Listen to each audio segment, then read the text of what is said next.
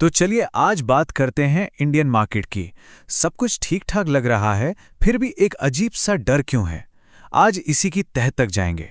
Experts क्या कह रहे हैं, कमाई का क्या हाल है और कौन से छुपे हुए खतरे हैं, सब कुछ समझेंगे।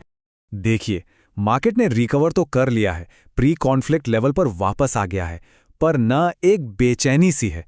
खासतौर पर वीकेंड्स पर यह बेचैनी बढ़ जाती है। और यही वजह है कि कोई भी ट्रेडर, कोई भी इन्वेस्टर बड़ी लीवरेज पोजीशन लेने से बच रहा है। मतलब सीधी सी बात है, कौन रिस्क लेना चाहेगा कि 2 दिन की छुट्टी में कोई बुरी खबर आ जाए और सोमवार को मार्केट गैप डाउन खुले? अच्छा, अब आते हैं कमाई के सच पर। देखिए, इस बार का जो अर्निंग सीजन है ना, वो मिला जुला सा रहा है, कुछ खास नहीं। और इसको समझने के लिए HDFC AMC का जो केस है, वो एक बहुत ही जबरदस्त उदाहरण है। एक बहुत जरूरी फाइनेंशियल कॉन्सेप्ट सिखाता है। जरा इस फर्क को देखिए। HDFC AMC का रेवेन्यू गिरा सिर्फ 2%, लेकिन प्रॉफिट में 19% की भारी गिरावट। मतलब छोटी सी सेल्स की गिरावट ने मुनाफे को कितना ज्यादा नीचे खींच लिया। और इसके पीछे की जो वजह है ना, वो एक बहुत पावरफुल चीज है, जिसे कहते हैं ऑपरेटिंग लेवरेज। तो ये ऑपरेटिंग लेवरेज आखिर है क्या? देखिए, आसान भाषा में समझें तो जिन कंपनियों के फिक्स्ड खर्चे, मतलब जो खर्चे होने ही होने हैं, वो ज्यादा होते हैं, उनके लिए ये एक दो-धारी तलवार जैसा है।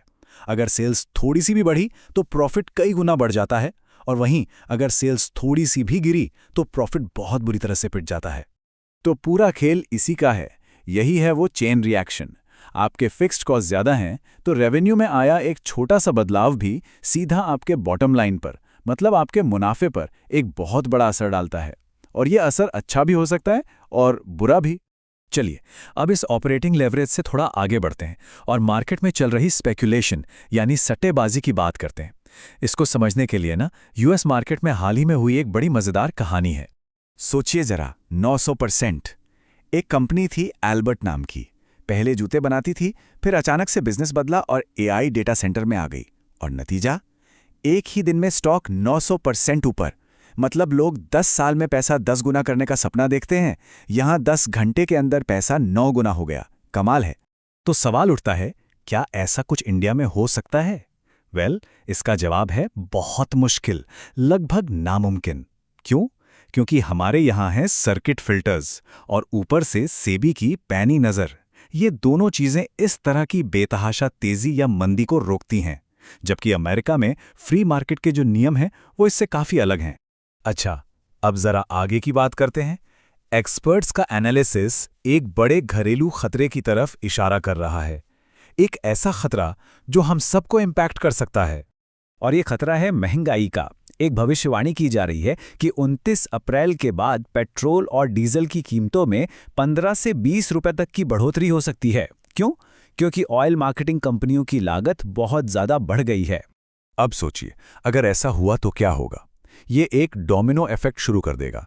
तेल कंपनियों की लागत बढ़ी तो पेट्रोल डीजल के दाम बढ़ेंगे तो हर चीज महंगी होगी, मतलब महंगाई बढ़ेगी। और जब महंगाई बढ़ेगी तो उसे कंट्रोल करने के लिए हो सकता है ब्याज दरें भी बढ़ाई जाएं। और इन सब का सीधा असर पूरे शेयर बाजार पर पड़ेगा, जो कि नेगेटिव होगा। तो ठीक है, इतनी सारी अनिश्चितता है, मार्केट की दिशा साफ नहीं है, तो ऐसे में एक इन्वेस्टर को करना क्या चाहिए? क्या है सही स्ट्रैटेजी? चलिए अब इस इन्वेस्टर प्लेबुक को समझते हैं। सबसे पहली और सबसे जरूरी सलाह है सावधान रहने की। जैसा कि एक्सपर्ट्स कह रहे हैं, ये लेवरेज का समय नहीं है। ये एक संघर्षरत मार्केट है, उसकी दिशा अनडिफाइंड है। मतलब जब पता ही नहीं कि मार्केट किधर जाएगा, तो उधार का पैसा लगाकर रिस्क लेना बिल्कुल भी समझदारी नहीं है। तो करना क्या है? सबसे पहले तो उन कंपनियों पर फोकस करें जिनके पास असली प्राइसिंग पावर है, मतलब जो अपने प्रोडक्ट का दाम बढ़ा सकती हैं। दूसरा, सिर्फ कहानी पर नहीं बल्कि अर्निंग्स ग्रोथ पर जोर दें। अगर स्टॉक का प्राइस बढ़ रहा है तो क्या कंपनी की कमाई भी बढ़ रही है, ये देखना जरूरी है। और हाँ, ये भी समझें कि डिफेंसिव स्टॉक आपको गिरावट से तो बचाते हैं, पर जब मार्केट तेजी से ऊपर जाता है तो वो उतना नहीं भागते। सबसे जरूरी, अपना सारा पैसा एक दो स्टॉक में ना लगाएं, एक डाइवर्सिफाइड पोर्टफोलियो बनाएं। और किसी भी ऐसी रैली से सावधान रहें जिसके पीछे कंपनी का मजबूत परफॉर्मेंस ना हो।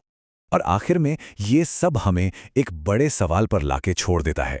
जब बाजार में सब कुछ अनिश्चित हो, कोई क्लियर ट्रेंड ना हो, तो असली वैल्यू, असली कीमत की पहचान कैसे की जाए?